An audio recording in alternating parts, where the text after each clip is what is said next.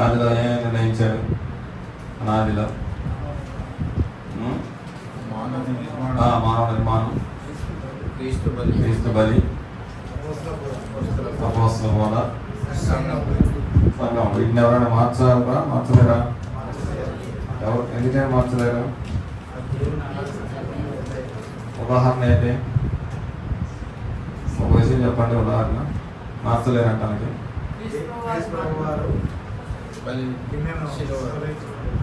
ఆయనే ప్రార్థన చేసిన సరే తొలగించే అవకాశము లేదు. రైట్.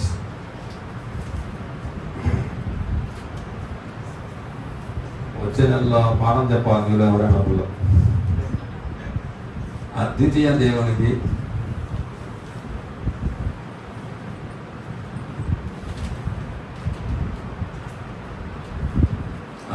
దేవునికి యేసు ప్రభువుకు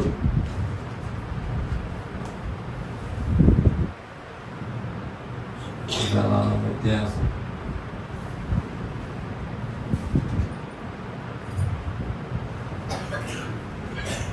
చెప్పండి ఎవరు కలిసి.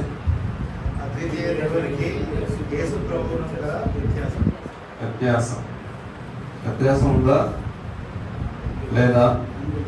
ఉందా? ఉందా? వ్యత్యాసం ఉంది.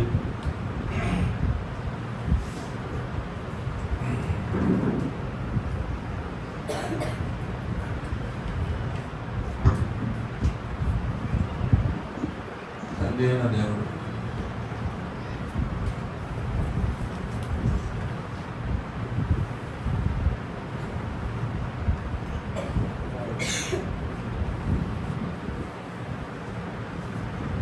యేసు ప్రభువు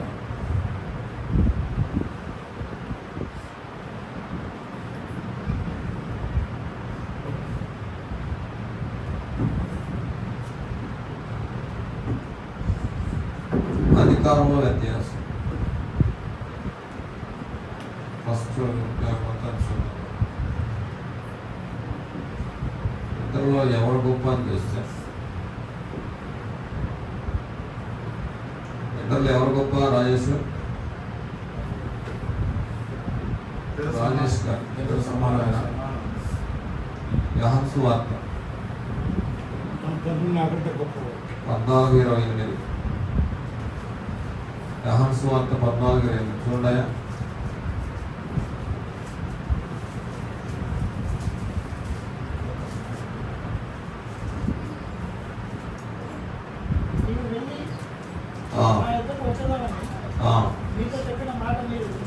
మీరే విన్నారు కదా.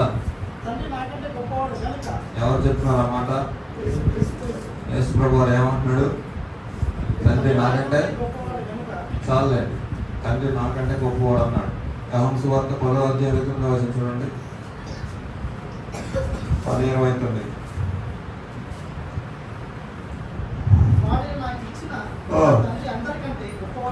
అందరికంటే గొప్పవాడు కనుక చాలండి, అందరికంటే గొప్పవాడు, నాకంటే గొప్పవాడు అన్నాడు. నాకంటే గొప్పవాడు అన్నాడు. అందరికంటే కూడా గొప్పవాడు అనే మాట ఉపయోగిస్తుంది. రెండవదిగా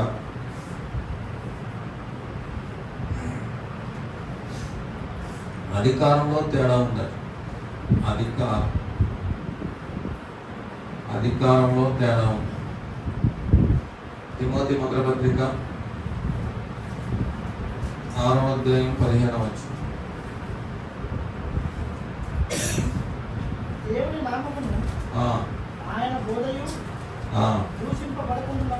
తిమోతి మొదటి పత్రిక 6:15 సార్. 6:15. అద్వితీయ సర్వాధిపతి చాలండి. అద్వితీయ సర్వాధిపతి అన్నాడు. అద్వితీయ సర్వాధిపతి అంటే ఆయనే సార్వభౌమాధికారి.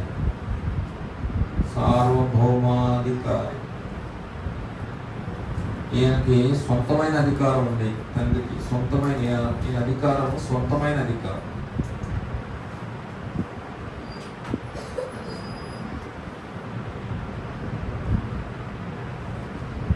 ఏ అధికారమైన ఈయన దగ్గర నుంచి వస్తున్నది. ఏ అధికారమైన ఈయన దగ్గర నుంచి వస్తుంది. యోహాను సువార్త 3:27.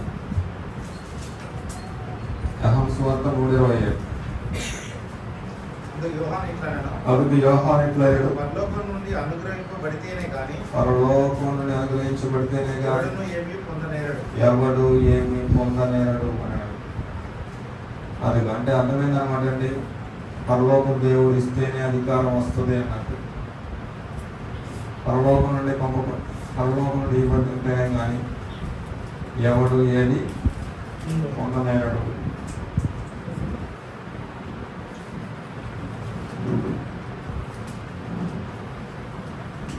యోహాను సువార్త 19వ అధ్యాయం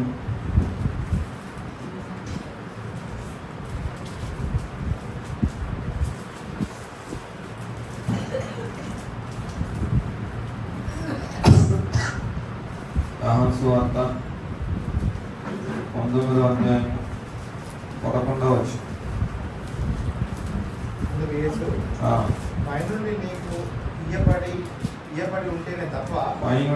పైనుండి అంటే పరలోకపు దేవుని ఎదురు ఇవ్వబడి ఉంటే తప్ప నా మీద నీకు ఏ అధికారం ఉండదు. అది 13వ అధ్యాయం రోమపత్రిక 1వ వచనం. రోమపత్రిక 13:1.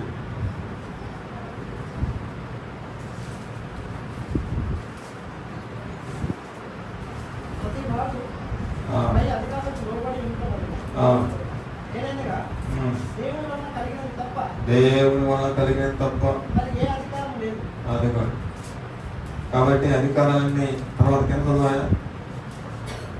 కాబట్టి అధికారము ఎదిరించేవాడు దేవుని నియమం ఎదిరించున్నాడు. అది పరిస్థితి. ఎదిరించేవాడు తమ మీదకి తామే శిక్ష తెచ్చుకున్నాడు. కాబట్టి లోకంలో కలిగే అధికారాలన్నీ ఈయనే చేస్తుంటాడు అనమాట. యెహోవా తండ్రి ఈయన సొంతమైన అధికారి, ఈయన సార్వభౌమాధికారి, అద్వితీయ సర్వాధిపతి అన్నాడు. దానియేలు గ్రంథము 2వ అధ్యాయం 20వ వచనం చూడండి. దానియేలు 2:20 సార్. దానియేలు 2:20. ఎట్లనగా దేవుడు జ్ఞానబలము గలవాడు. తర్వాత ఉండి రాజులను త్రోసివేస్తూ చాలే సార్. ఇక్కడ ఏమంటాడంటే రాజును కూర్చోబెట్టేది ఆయనే, రాజును తీసేసేది ఆయనే, ప్రధానమంత్రిని కూర్చోబెట్టేది ఆయనే, ప్రధానమంత్రిని దింపేది ఆయన, అధ్యక్షులను నిలబెట్టేది ఆయనే, అధ్యక్షులను దించేది ఆయనే. ప్రపంచం మొత్తం ఆయన చేతిలో ఉంది. ప్రపంచానికి సర్వాధిపతి. అక్కడ అంటాడు దానియేలు 4వ అధ్యాయం 32వ వచనం చూడండి. దానియేలు 4వ అధ్యాయం 32వ వచనం.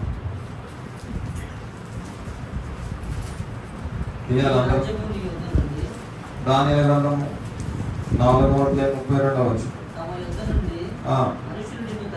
తరిమెదరు నివాసం చేయొచ్చు.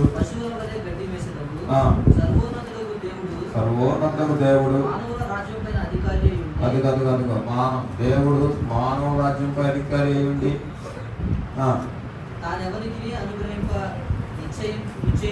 ఎవరికి ఇవ్వాలనుకుంటాడో వాళ్ళకే ఇస్తాడు. కానీ అది కాదు, నీకు అర్థమయ్యేంత వరకు నువ్వు గడ్డి వేస్తావు. సర్వోన్నతులకు దేవుడు గొర్రెల కాసుకునే దావీదుని చేసుకుని కూర్చోబెడతాడు. గాడిదలు కాసుకునే సౌలు తీసుకొచ్చేసి రాజును చేస్తాడు. మళ్ళీ తీసుకొచ్చి కింద పడేస్తాడు. నిలబెట్టేది ఆయనే, కూర్చోబెట్టేది ఆయనే. ఉన్న అధికారాలన్నీ ఈయనండే కలుగుతాయి. ఎందుకంటే ఈయన సార్వభౌమ అధికారం, సొంతమైన అధికారం కలవాడు. మరి యేసుక్రీస్తుని అడుగుదాం. యేసుక్రీస్తు ఏమంటే మత్తయి సువార్త 28వ అధ్యాయము 18వ వచనం. మత్తయి సువార్త 8:18 సార్. అయితే యేసు వారి యొద్దకు వచ్చి భూమి మీదను నాకు సర్వాధికారం ఇవ్వబడి ఉన్నది. ఇచ్చింది ఎవరు? తీసుకుంది ఎవరు? కాబట్టి సొంతమా లేకపోతే వేరే వాళ్ళు ఇచ్చారేమని? వేరే వాళ్ళు ఇచ్చారని ఎవరు చెప్పారండి? నాకు ఇవ్వబడి ఉంది, సర్వాధికారం ఇవ్వబడింది అన్నాడు. సర్వాధికారం ఇవ్వబడింది అన్నాడు. ఇవ్వబడి ఉంది. ఆ పరలోక మందిరం భూమి మీద సర్వాధికారం ఇవ్వబడింది. యోహాను సువార్త 5:23 చూడు. యోహాను సువార్త 5:23. తండ్రిని కనపరచినట్లుగా కుమారుని కనపరచవాలని ఇచ్చింది. అప్పగించింది ఎవరు? సర్వాధికారం అప్పగించాడంట. అప్పగించాడు. పేతురు రాసిన మొదటి పత్రిక 3:22. పేతురు రాసిన మొదటి పత్రిక 3:22. ఆయన అంటే యేసు ప్రభువు పరలోకానికి వెళ్ళి దూతల మీద అధికారం పొందినవాడే. అది పరలోకానికి వెళ్ళి ఎక్కడెక్కడ అధికారం పొందాడంట. ఇచ్చింది ఎవరంటండి? కాబట్టి ఇంతగా తేడా ఉందా లేదా? ఉంది. ఎవరు తేడా ఉందనమాట? ఎవరు తేడా ఉందని ఎవరు చెప్పారు? నువ్వే చెప్తామంటారా? ఇంతవరకు ఎవరు చెప్పలేదు ఆయన. ఎక్కడి నుంచి వచ్చావు? ఏదో నువ్వే చెబుతున్నావు. ఏం బ్రదర్ లేదా? సాక్షాత్ యేసు ప్రభువుని అడుగుదాం. మత్తయి సువార్త 20:23 చూడండి. మత్తయి సువార్త 20:23. మత్తయి సువార్త 20:23. మీరు నా గిన్నెలో నుంచి త్రాగుదురు కానీ నా కుడి వైపునను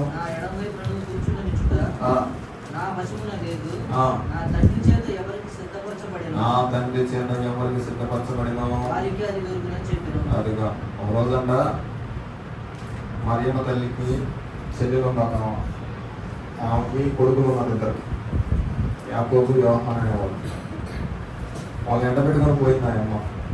ఎండబెట్టుకొని పోయి, అయ్యా నువ్వేమో పర్వకానికి పోతాను అంటున్నావు, మంచిది.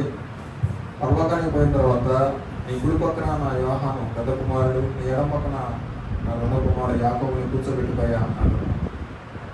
సరేలేమ్మా వెళ్ళిపో అన్నాడా? సరే పో, పర్మిషన్ గ్రాంట్ అయిందన్నాడా? ఏమన్నాడు ఇక్కడ?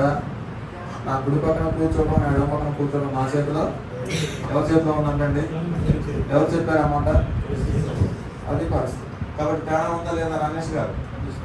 ఉందా లేదా?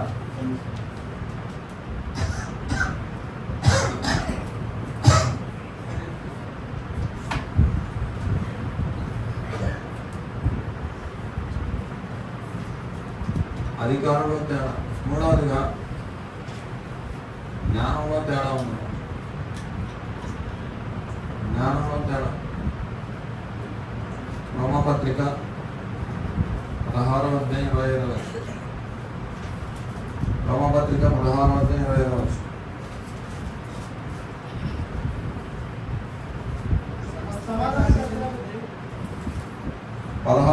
సార్ 25 నా మాట వినపట్లేదా మీకు? సమస్తమైన అన్యజనులు విశ్వాసమునకు విధేయులైనట్లు అనాది నుండి రహస్యంగా ఉంచబడి ఇప్పుడు ప్రత్యక్షపరచబడిన మర్మము నిత్య దేవుని ఆజ్ఞ ప్రకారం ప్రవక్తల లేఖనముల ద్వారా వారికి తెలుపబడి ఉన్నది. ఈ మర్మమును అనుసరించి ఉన్న నా సువార్త ప్రకారముగాను యేసుక్రీస్తును గురించిన ప్రకటన ప్రకారముగాను మిమ్మును స్థిరపరచుటకు శక్తిమంతుడును అద్వితీయ జ్ఞానవంతుడైన దేవునికి. అద్వితీయ జ్ఞానవంతుడు అన్నాడు. అద్వితీయ జ్ఞానవంతుడు అంటే అర్థమైందనమాట. సునీలు అద్వితీయ జ్ఞానంలో ఆయన మించినవాడు లేడన్నాడు. అద్వితీయ జ్ఞానవంతుడు ఏం చేస్తున్నాడు అంటే 139 కీర్తన 1వ వచనం చూడండి. 139 కీర్తన 1వ వచనం సార్.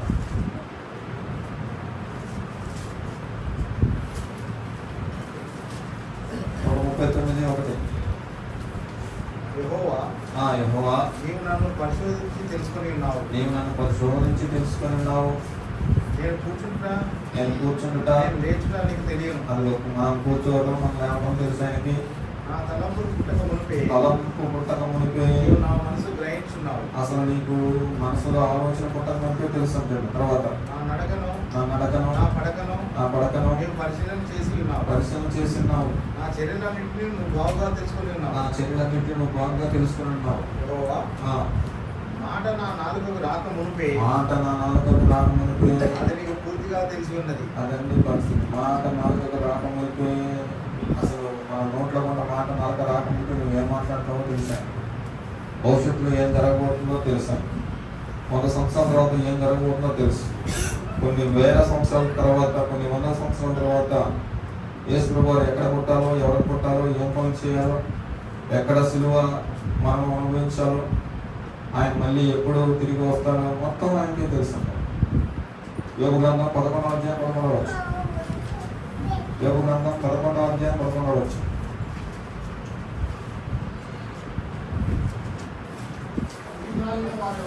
పనికి మానవాడెవడో ఎరుగును పరిశీలన చేయగయే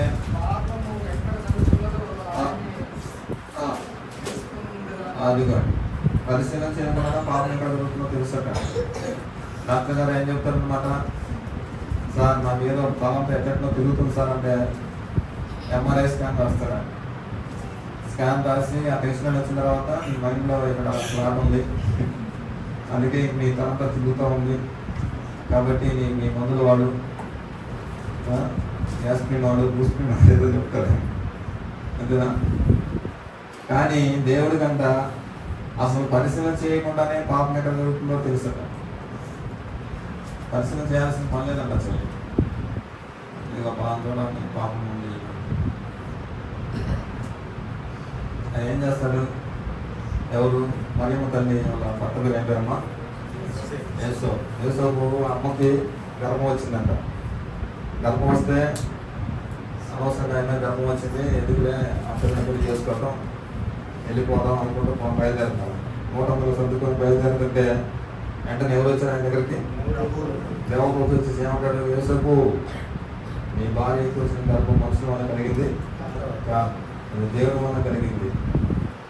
దేవదూత వచ్చిందా లేకపోతే దేవుడు పంపించాడా? దేవుడు పంపించాడు. ఆ స్పాట్లో ఎందుకు పంపించాడు? ఏ స్పాట్లో? ఇంట్లో కూడా బయటికి మూటంలో తొట్టుకొని ఇంట్లో కూడా బయటకు పోయేటప్పుడే పంపించాడు. ఎలా తెలుసు ఆయనకి? అసలు మాట నాలుగకు రాకమునిపే, తలంపు పుట్టక మునిపే తనలో తాను ఆలోచన చేసుకుంటుండగా అంటాడు. అక్కడ ఏమంటాడంటే, యేసోపు ఆమెను అవమానపరచనులక రహస్యంగా విడనాడ ఉద్దేశించిన అంటాడు. తనలో తాను ఆలోచన చేసుకుంటుండగా దేవుడు తన స్పాట్లో దిగుద్ది. పంపించింది ఎవరు? దేవుడు. ఆ స్పాట్ కాబట్టి దేవునికి తెలియని రహస్యం అంటే ఏది లేదు అంటది బైబిల్. దేవునికి తెలియని రహస్యం అంటే ఏది? 91 కీర్తన వస్తుంది చూడండి. కీర్తన 91 కీర్తన కావచ్చు. ఉంచుకొని ఉన్నావు, రహస్యాలు కూడా కనపడతాయి. సునీలు మా అమ్మాయి ఎట్లా తిట్టామనుకో, అవి కూడా కనపడతాయి. ఆయనకి బాప్తిజం తీసుకొని అమ్మాయి ఎప్పుడు తిట్టలేదా? నేను ఎవరితో చెప్పాలా చెప్పు.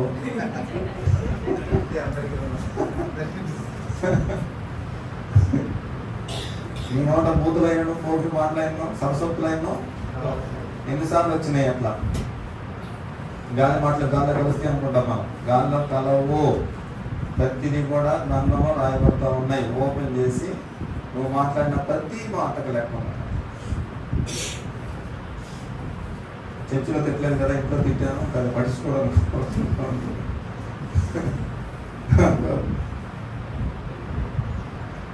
మరి యేసు ప్రభు కూడా తెలుసుకొని విషయాలు ఏం తెలుసు అంటే, ఆ రోజు యాకోబు బావి దగ్గర కూర్చున్నాడంట. కూర్చుంటే ఒక అమ్మ వచ్చింది. అమ్మ కొంచెం నీళ్ళు అమ్మ. ఏం చెప్పింది ఆవిడ? యూదులు సమరయులతో సాంగత్యం చేయరు. నా పొలం వేరు, నీ పొలం వేరు బాబు అంది ఆవిడ. ఎందుకు మాట్లాడతావు మా పొలం గురించి? నేను నీళ్ళు అడుగుతున్నాడు ఎవరో తెలిస్తే ఆయన నేను నీళ్ళు అడుగుతావు. నేను ఇచ్చి నీళ్ళు తాగితే అసలు ఎన్నడి వరకు కొంచెం ప్రాణం తెప్పలినట్టు ఉంది. నువ్వు ఇచ్చి నీళ్ళు తాగి నువ్వు అడుగుతావంట, సరే ఇవ్వు అంటారు. నేను నీళ్ళు ఇవ్వాలంటే నీ భర్తను తీసుకురావాలంటాడు. పెండింగ్ పెడతారు. పెండింగ్ పెడితే ఆవిడ ఏమంటుంది? నా భర్త లేడు. భర్త లేరంత అమాయకంగా. నేనేం చెప్తాను అనమాట, కొండ పగిలి ఎట్ట తెలుసు ఆయనకి కదా, ఎట్ట తెలుసు ఆయనకి. కాబట్టి యేసు ప్రభు కూడా తెలుసు.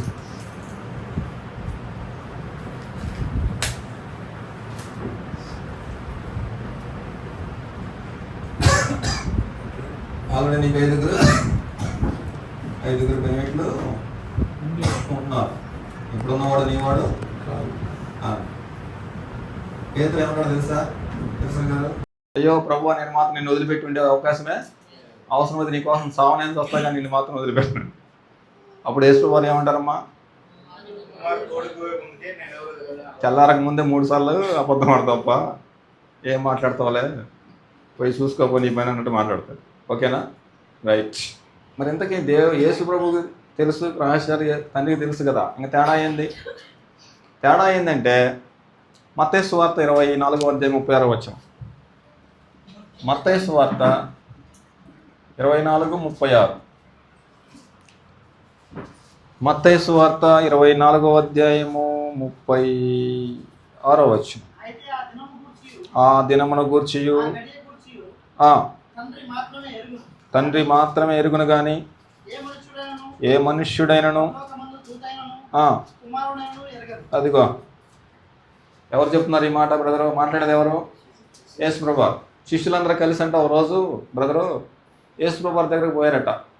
ప్రభువా, నువ్వు పరలోకానికి పోతానంటున్నావు, మంచిది, మళ్ళీ ఎప్పుడు వస్తావు అన్నారు. ఎప్పుడు వస్తావు చెప్పయ్యా అని అడిగితే ఆయన ఏమంటాడు బ్రదరు ఇక్కడ? ఆ దినమును గూర్చి ఆ గడియని గూర్చి తండ్రి మాత్రమే. ఏ మనుషుడు? దేవదూతలకు కూడా, మనిషి కుమారుడికి కూడా. మనిషి కుమారుడు అంటే ఎవరు అన్నమాట ఇక్కడ? నాకు కూడా తెలియదు అన్నాడు. తాను కూడా తెలియదు అనేది అబద్ధం ఆడుతున్నాడా, నిజం చెప్తున్నాడా? ఆయనకైతే తెలుసు అన్నాడు. ఆయన తండ్రి మాత్రమే ఎరుగును కానీ నాకు ఏమీ తెలియదు అన్నాడు. జాగ్రత్తగా గమనించాలి ఇక్కడ. యేసు ప్రభు వారే నాకు తెలియదురా బాబు అంటుంటే ఈ పాస్టర్లు ఏం చెబుతారంటే 2012లో యేసు ప్రభు వారు వస్తాడు, 2020లో వస్తాడు, 2022లో ఆగస్టు 1 తారీఖున వస్తాడు. ఎందుకు ఈ గొడవ వాళ్ళకి? నీ పని ఏదో నువ్వు చూసుకోరాదా? ఏం సార్, ఎందుకు వీళ్ళకి చెప్పిన పని అండి? సర్వలోకానికి వెళ్ళి సర్వసృష్టికి అదిగో 1 తారీఖు నాడు 2022 తారీఖు లోకం అంతమైపోయింది. 1995లో వస్తుంది అని చెప్పారు కొంతమంది. 2000 సంవత్సరంలో అయిపోయింది అన్నారు. 2012 అన్నారు, 2020లో అన్నారు, 2022 అన్నారు. తెలుసా మీకు ఈ విషయాలన్నీ? ఒకటన్నా జరిగిందా? జరగలేదు. మన ఈ మధ్య ఒక పాస్టర్ గారు అయితే ఏమన్నాడంటే పెట్రోల్ ఉన్నా డీజిల్ ఉన్నా లేకపోయినా కారు మాత్రం పోతానే ఉంటుందని చెప్పేశారు. అనడం లేదా? తెలుసా తెలియదా మీకు ఈ సంగతి? కారు ఆగదు, దూసుకుపోతానే ఉండదు. పెట్రోల్ లేకపోయినా పోయిందంట కారు. ఆగింది ఆగలేదా? ఎందుకు సార్ వీళ్ళకి లేదు.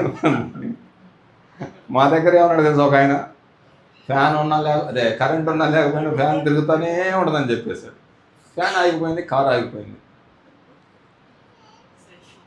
నీకు అప్పచెప్పిన పని ఏంది? అది చూసుకోరాదా? యేసు ప్రభు వారు కూడా కొంచెం జస్ట్ గీతన దాటుతున్నాడు, దాటట్లేదా? సార్ మీరు ఎప్పుడు వస్తారో చెప్పండి సార్ అంటే ఆ దినమును గూర్చి ఆ గడియను గూర్చి తండ్రి మాత్రం ఎరుగును కానీ ఏ మనుషుడైనను, దూతలైనను, మనుష్య కుమారుడైనను ఎరగడు. ఆయనే చేతులు ఎత్తేస్తే నీకెందుకు? అపోస్తుల కార్యం 1వ అధ్యాయం 7వ వచనం చూడండి అమ్మా. అపోస్తుల కార్యములో 1వ అధ్యాయం 7వ వచనం. కాలములను సమయములను స్వాధీనమంచుకొని ఉన్నాడు. నా పని కాదు, మీ పని కాదు. ఏంది ఇక్కడ రా, ఇక్కడ ముందుకు రాపా నువ్వు.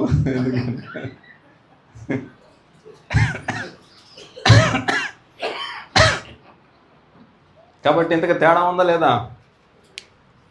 లేదా? ఉందా? ఎందులో తేడా ఉందమ్మా? జ్ఞానంలో తేడా ఉందని ఎవరు చెప్పారు?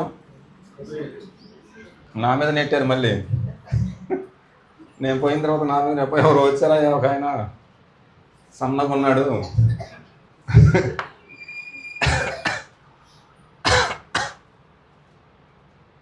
ఆరాధనలో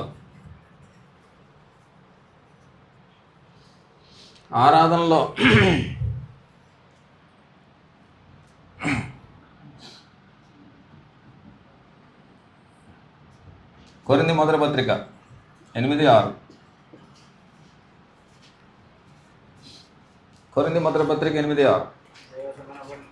దేవతను పడిన వారును మనకొక్కడే దేవుడు, మనకొక్కడే దేవుడు, ఒక్కడే దేవుడు. ఆయన ఎవరంటండి? తండ్రి. మరి యేసు ప్రభువారు ఎవరు అనమాట అండి? తర్వాత చూడు, కింద చదవండి.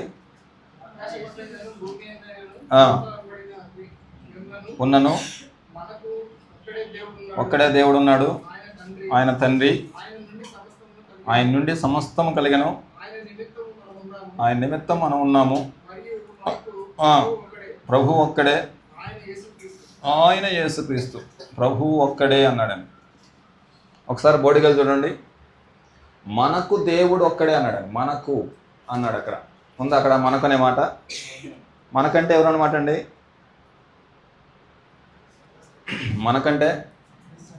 మనకంటే క్రైస్తవులకు.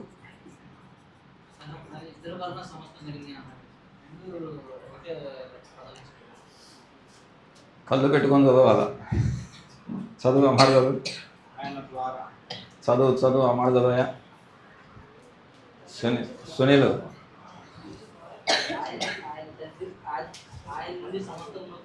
ఆయన నుండి, ఇక్కడ చూడండి, ఆయన నుండి, తండ్రి నుండి సమస్తము కలిగను. తర్వాత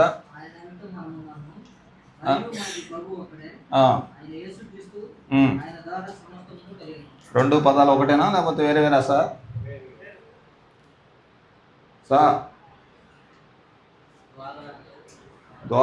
ద్వారాకి నుండికి రెండు ఒకటా వేరే వేరా అండి? ఒకటే అన్నాం ఇందాక, మరి సమస్తం. తిమోతి మొదటి పత్రిక 6వ అధ్యాయము. తిమోతి మొదటి పత్రిక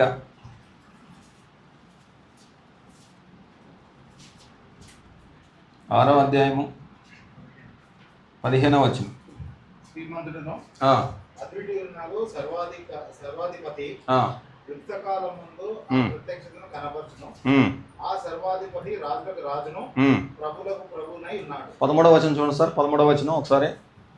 సమస్తమునకు జీవాధారుడైన దేవుని ఎదుటను. అదుగో దేవుడు ఎలాంటి వాడు అంటండి? జీవాధారుడు అన్నాడు.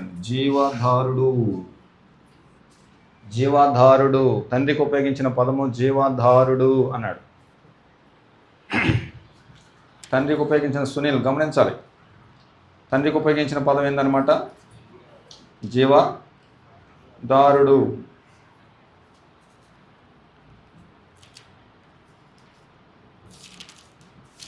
నలభై 42వ అధ్యాయము 8వ వచనం చూడయా.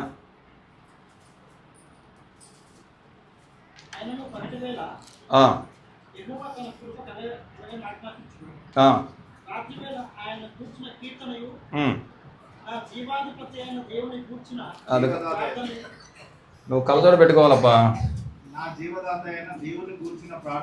జీవదాత అన్నాడండి. తండ్రికి ఉపయోగించిన పదాలు చూడండి.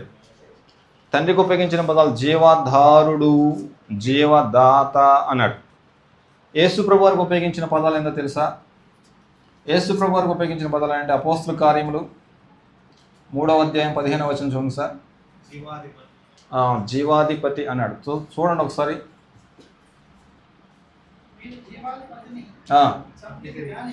చాలండి. జీవాధిపతిని చంపొచ్చు, జీవదారుని చంపలేరు. మీరు జీవాధిపతిని చంపిత్రి కానీ అంటాడన్నమాట. ఇటు చూడండి, బోర్డుకి లేదు సునీల్ సార్. ఈయన జీవాధారుడు, జీవదాత, జీవాధిపతి, జీవము. కాబట్టి ఎవరికి ఏ పదం ఉపయోగించిందో వాళ్ళకి ఆ పదం ఉపయోగించాలి. ఓటకి కాలువకు తేడా ఉందా సునీలు? ఉందా? ఇది ఓట పుట్టుద్ది ఇక్కడ. కాలవ, ఇది కాలవ. ఇర్మియా గ్రంథం ఇర్మియా గ్రంథం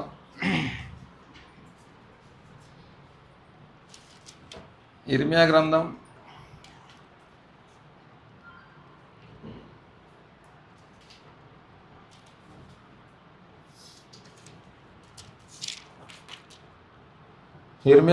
2వ అధ్యాయము 13వ వచనం. నా జనులు 2 నేరాలు చేసి ఉన్నారు. నేను ఎవరినంట? ఓట. నేను ఓటని, ఆయనేమో అదనమాట అండి. సునీల్ ఒకసారి బోర్డుకి వెళ్ళి చూడు. ఇక్కడ నుండి ద్వారా, అది తేడా.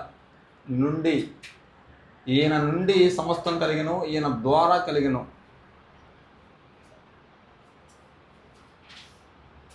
అండర్స్టాండ్ అవుతుందా? తేడా ఉందా లేదా? అది పరిస్థితి. ఒకసారి నాకు వెళ్ళి చూడండి. ప్రార్థన ఎవరు చేయాలి సార్? విల్సన్ సార్ తండ్రికి చేయాలి. ప్రతాప్ సార్ ఎవరు చేయాలి? తండ్రికి చేయాలి.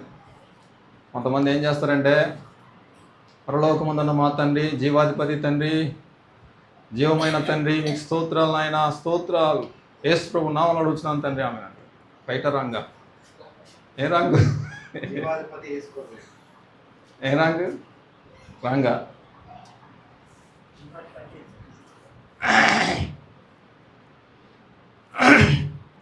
కాబట్టి తండ్రికి ఉపయోగించిన పదాలు ఏంటి అనమాట అండి? జీవధారుడు, జీవదాత, జీవాధిపతి. నేను జీవజల ఓటనైన నన్ను విసర్జించున్నారు వీళ్ళు ఇశ్రాయేలు యూదులు అంటనమాట. కాబట్టి ఆయన జీవధారుడు, ఈయన జీవదాత, ఈయన తండ్రి, ఈయన ప్రభు. ప్రభు అంటే రాజు. ప్రభు అంటే ఎవరన్నమాట అండి? రాజు. రాజుని ఏం చేయాలి? దేవుణ్ణి ఏం చేయాలి? దేవుణ్ణి ఆరాధించాలి. దేవుణ్ణి ఆరాధించాలి, రాజును సేవించాలి. ఇర్మియా గ్రంథం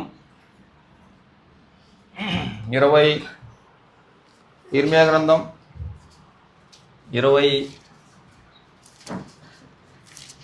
ఇర్మియా గ్రంథము 27వ అధ్యాయము 6వ వచనం. 5వ వచనం చదవయా. అధిక బలము చేతను, చాచిన బాహు చేతను నరులను నేనే సృజించి ఎవరికిచ్చుట న్యాయమని నాకు తోచునో వారికే ఇస్తున్నాను. ఇప్పుడైతే దేశాలన్నిటినీ ఓకే, ఎవరికి ఇచ్చాడంట ఇప్పుడు దేవుడు? ఇందాక చెప్పుకున్నాం కదా. ఇందాక ఏం చెప్పాము? ఆయనే రాజులు నియమిస్తారు, రాజుల్ని త్రోసేస్తారు. నెబుకద్నెజరుని ఎక్కించింది ఎవరు అనమాట అండి? నెబుకద్నెజరుకు ప్రపంచాన్ని అప్పగించింది ఎవరు అనమాట? అదే ఇక్కడ మాట్లాడుతున్నాడు. ఇప్పుడైతే నా దాసుడకు నెబుకద్నెజరుకు వశం చేస్తున్నాం. తర్వాత అతను ఏం చేయాలంటండి? సేవించుటకై. ఇంతకీ నెబుకద్నెజరు రాజా దేవుడా? రాజుని ఏం చేయాలంటండి? రాజును సేవించాలి. ప్రభు ఒక్కడే, ఆయన రాజు, నీ రాజు, ఆయన సేవించాలి. ఇర్మియా గ్రంథం 27:5-6.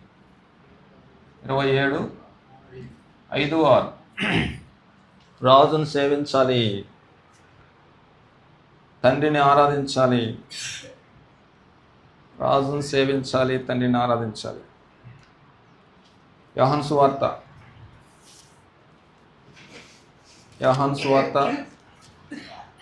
13వ అధ్యాయము.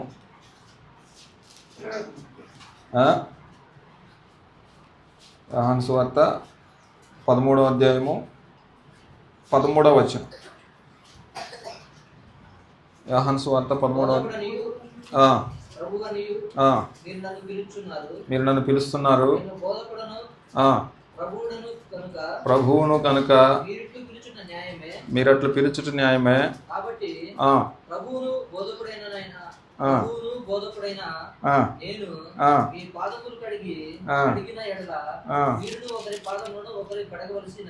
చాలండి. ప్రభువును కాబట్టి, బోధకును కాబట్టి మీరు నన్ను ఏం చేయాలంట?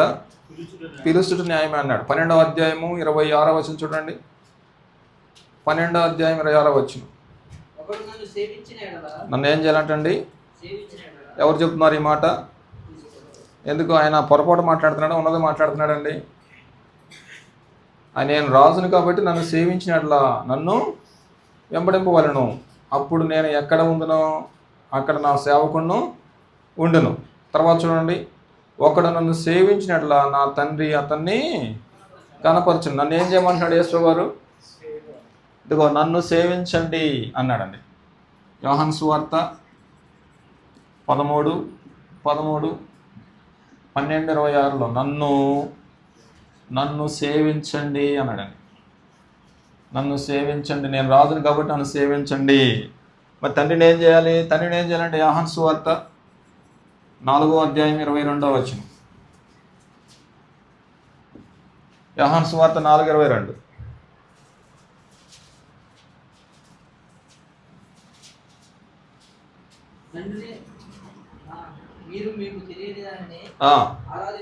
అమ్మా, మీరు మీకు తెలియదని ఆరాధిస్తున్నారు, మేము మాకు తెలిసిన దాన్ని ఆరాధిస్తున్నాము. రక్షణ యూదుల నుండి కలుగుచున్నది. అయితే యథార్థముగా ఆరాధించువారు ఎవరిని? నన్నా తండ్రినా?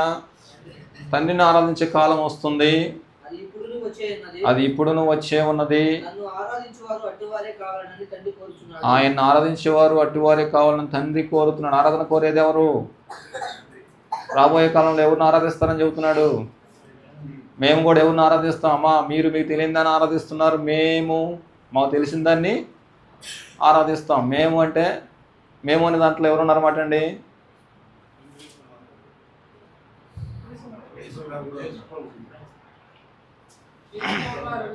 యేసు వారు ఉన్నారు కదా.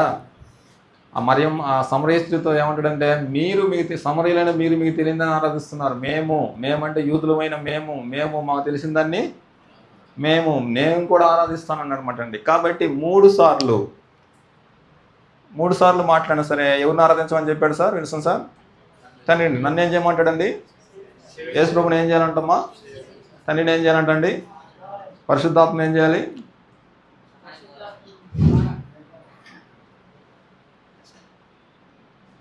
కాబట్టి ఇంతకు అవగాహన, క్లియరెన్స్ ఉందా లేదా?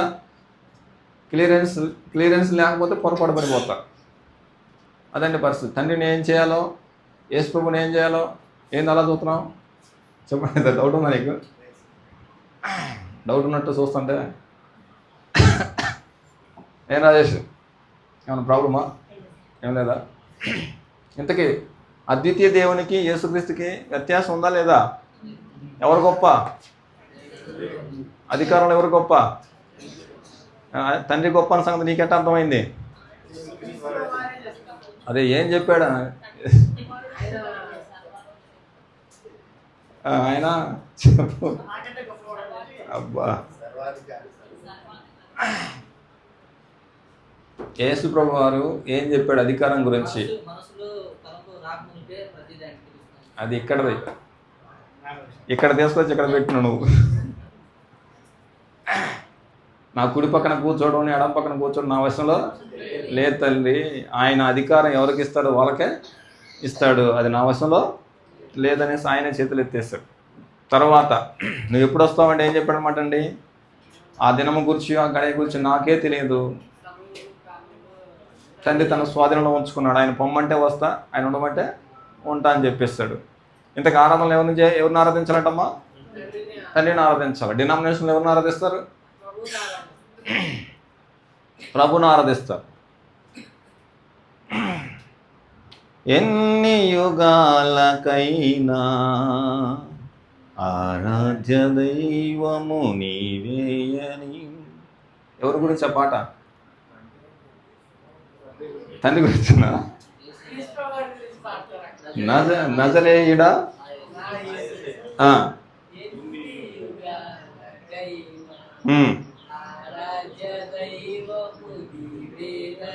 ఎన్నిసార్లు పోయినావు మొత్తం మీద? బాగలేదండి, విన్నా, చాలాసార్లు విన్నా ఆ సాంగ్. మా ఊరిలో తెల్లని చెప్తే ఆ పాటే పెడతారు. ఈ అమ్మాయి ఏంది నోరు తెరవట్లేదు, ఏం సంగతి చెప్పు, ఏంది సీక్రెట్ అని చెప్పు. కాబట్టి ఈ పాట రైటర్ రాంగా రాంగేనా? ఆకాశ గగనాలను నీవే ఎల్లలు వేసితివి, శూన్యములో ఈ భూమిని వేలాడదీసిన.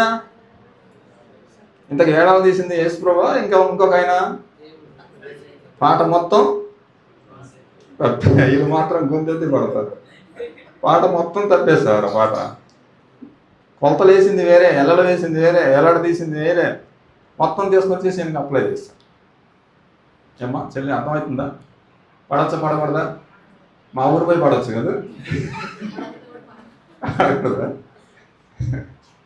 రైట్. జీవాధారుడు ఎవరనమాట అండి? తండ్రి. ఈయన ప్రభువారు అయితే జీవాధిపతి. కాబట్టి జీవాధిపతి అయిన తండ్రి అనొచ్చు అనకూడదా ప్రార్థనలో? జీవాధిపతి అయిన తండ్రి అనడానికి వీల్లేదు. జీవాధిపతి అనేసి అది యేసు వరకు అప్లై చేయబడింది, జీవదాత అనేసి యెహోవా తండ్రికి అప్పచేయబడింది. ఇద్దరు వేరు వేరు వ్యక్తులు. నా తండ్రి నాకంటే గొప్పవాడు, నేను తండ్రిని వేడుకుంటాను, ఆయన మీ దగ్గరకు వేరొక ఆదరణకర్తను పంపిస్తాడని చెప్పి వేరొక వచ్చి ఆయన సపరేట్ పర్సన్ అనమాట. నేను కాదు, ఇంకొక ఆయన వస్తాడు, ఆయన వేరే. నా తండ్రి నన్ను పంపించాడు, నేను ఆయన దగ్గరకు పోతే నేను నా తండ్రి కలిసి మీ దగ్గరకు వేరొక ఆయన పంపిస్తాం అని చెప్తారు అనమాట. ముగ్గురు వేరు వేరు అనమాట అండి. అందుకే గ్రంథం ఏం చెబుతుందంటే అందరిలో ఈ జ్ఞానము లేదు, ఎవడైనను ఈ బోధం తేక మీ వద్దకు వచ్చినట్లా అంటాడు మళ్ళా. కాబట్టి బోధ కరెక్ట్గా ఉండాలి, బైబిల్ చెప్పినట్టుగానే ఉండాలి. పౌలు చీలో చెప్పిన సంగతులు అలా ఉన్నాయో లేవో వాళ్ళు ప్రతిదినాన్ని లేఖనాలని పరిశోధించారు. ఈరోజు నువ్వు పరిశీలన చేయకపోతే నీ కొంప మునుగుద్ది.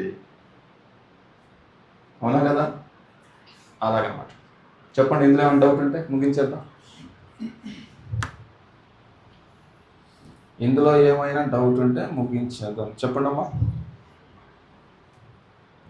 చెప్పండి సార్. వ్యత్యాసం ఉందా లేదా? యశోవన్న, వ్యత్యాసం ఉందా లేదా? చెప్పండి, ఇంకేమైనా ఉంటాయి? అవును అవును, గణపరచడం వేరే, ఆరాధించడం వేరే సార్. గణపరచడం, సేవించడం, ఆరాధించడం మూడు వేరు వేరు వ్యత్యాస పదాలు.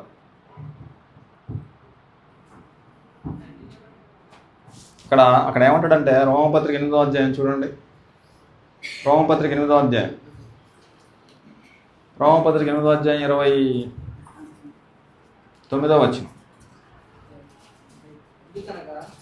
ఇక్కడ రానే చదువుతున్నాడు అక్కడ. ఎందుకంటే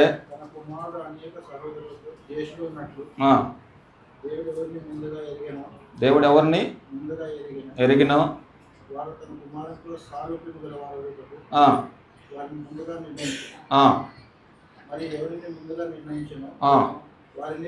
పిలిచెను,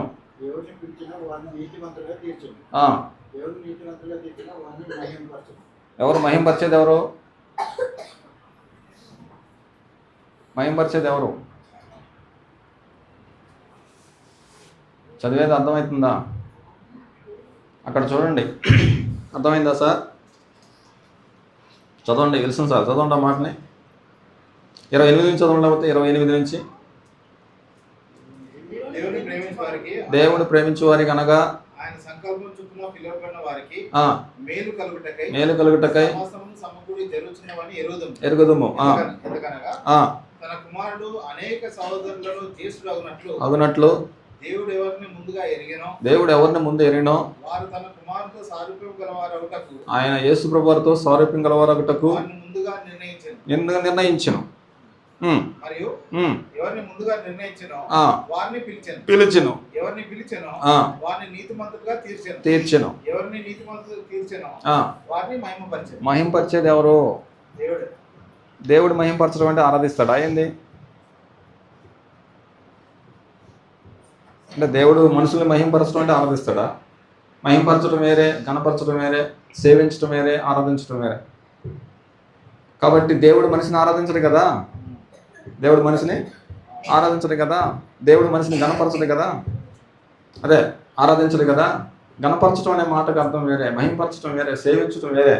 నేను మీ రాజును కాబట్టి నన్ను సేవించండి, నెబుకద్నెజరును సేవించండి, సొలొమోనును సేవించండి అంటాడన్నమాట. తండ్రిని ఆరాధించండి, తండ్రిని ఆరాధించే కాలం వస్తుంది, నేను కూడా తండ్రిని ఆరాధిస్తాను, ఆత్మతో సత్యంతో ఆరాధించాలని తండ్రి కోరుతున్నాడు అంటాడన్నమాట.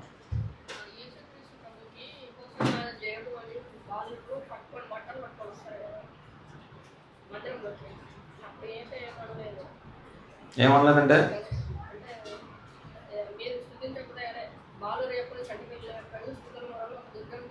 స్తుతించడం వేరు, ఆరాధించడం వేరు తల్లి. ప్రకటన గ్రంథం 5వ అధ్యాయం 10వ వచనం చూడు. ప్రకటన 5:10.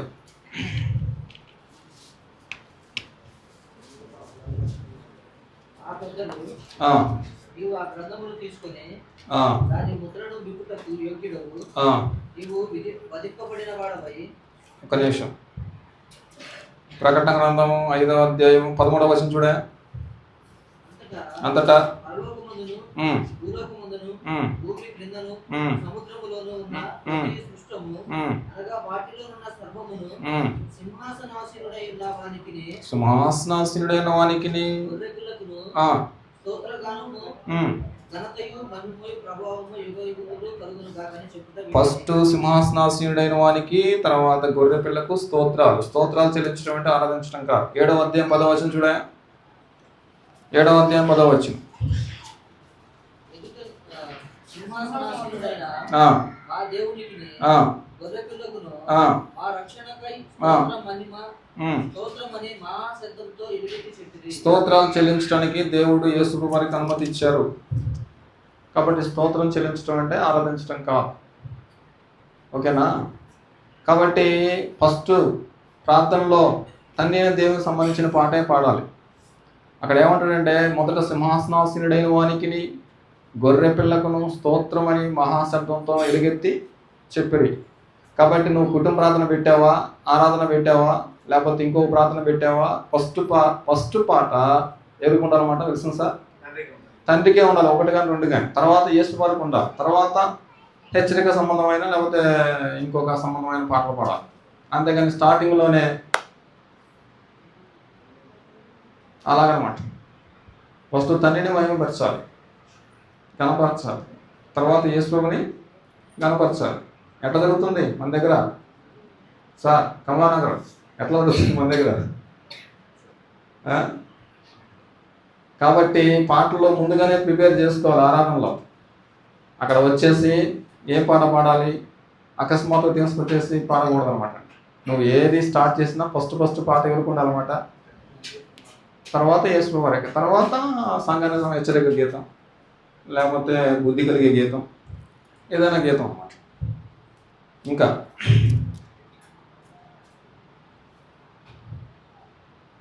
బ్రేక్